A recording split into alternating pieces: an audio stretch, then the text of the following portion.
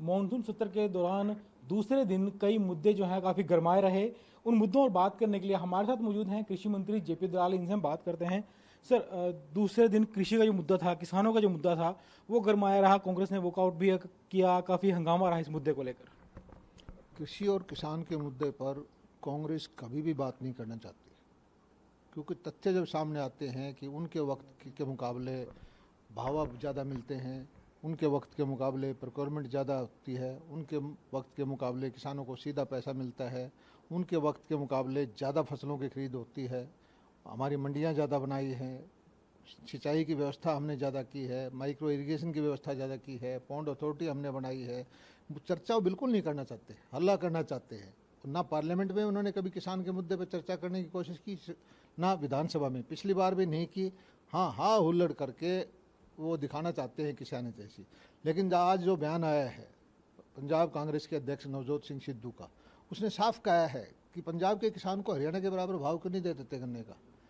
और मैं कहता हूं कि हमारे बराबर उन्होंने बाजरे का भाव क्यों नहीं दिया किसानों को, हमारे बराबर अनाज की खरीद क्यों नहीं की। तो धीरे धीरे किसानों के दबाव में ये कांग्रेस शासित प्रदेश जो हैं, इनको मजबूर कर देंगे किसान की हरियाणा जैसी नीतियां वो भी अपनाएं।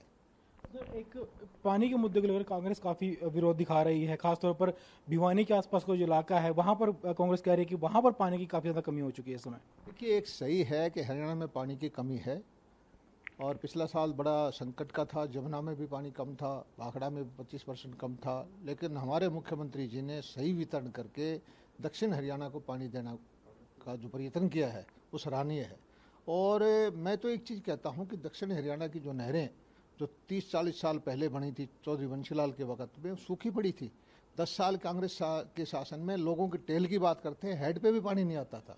लेकिन कांग्रेस के कुछ नेता जो कोरोना के प्रोटोकॉल का सही पालन इन्होंने किया और साल भर तक जनता के बीच में नहीं गए, अब अपनी उपस्थिति दर्ज करना चाहते हैं। इनको धरातल पर बिल्कुल नहीं पता कि वहाँ पर क्या हो रहा है। किसान खुश है, किसान को पता है कि हरियाणा के मुख्यमंत्री मनोहर लाल जी ने किसान हितैषी फैसले लिए हैं, चाहे वो माइक्रो इरिगेशन का हो, चाहे पॉन्ड अथॉरिटी का हो, चाहे तालाबों के द्वारा का उसका हो, चाहे बिजली की व्यवस्था का हो, तो उससे किसान संतुष्ट है। सर, आखिरी सवाल है। जो कल दो मुद्दों पर चर्चा होनी है, एक तो परिवार पहचान पत्र और एक जो नकल को लेकर जो कानून बनाया जाना है उसको लेकर चर्चा होनी है। दोनों मुद्दों को आप कैसे देखते हैं? सरकार की तरफ से किस तरह से पहल की जा रही है? बड़ी स्वागत की बात है, चर्चा होनी चाहिए।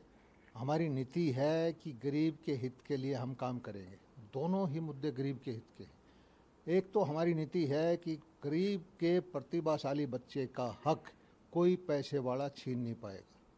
इसीलिए हमने ये जो कानून बना रहे हैं कि पैसे के दम पर तुम नकल मार करके किसका हक छीनेगा? गरीब के प्रतिभाशाली बच्चे का। और इसी तरह से परिवार पहचान पत्र है कि हमारी नीति ये है कि जो सबसे कमज़ोर तबका है, उनके परिवारों की आमदनी क्या, उनके कर सकते हैं, कहाँ रहते हैं, कितने सदस्य हैं, कैसे उनकी आर्थिक हालत को सुधारा जाए। तो ये दोनों कदम स्वागत के योग्य है। हमारा सारा लक्ष्य ये है कि गरीबों का उत्थान कैसे हो। वो जमाने गए कि कांग्रेस एक शासन करती थी, एक वर्ग का शासन होता था, एक जो उन्हीं के लिए नीतियां बनती थी, वो अब इस भारतीय जनता पार्टी के शासन में नहीं होने वाला। तो ये थे हरियाणा के कृषि मंत्री जेपी दलाल, जिन्होंने बताया कि कांग्रेस ने कई मुद्दों को बेशक उठाया है, लेकिन कांग्रेस किसी मुद्दे पर चर्चा नहीं करना चाहती है। हर मुद्दे पर हल्ला करती है, शोर मचाती है, लेकिन जो तथ्य थे, जो सही तथ्य थे, वो प्रदेश सरकार की ओर से रखे गए हैं। कांग्रेस इन तथ्यों को माने या ना माने। कैमरामैन राजेश के साथ चंडीगढ़ से विजय राणा, ATV भारत।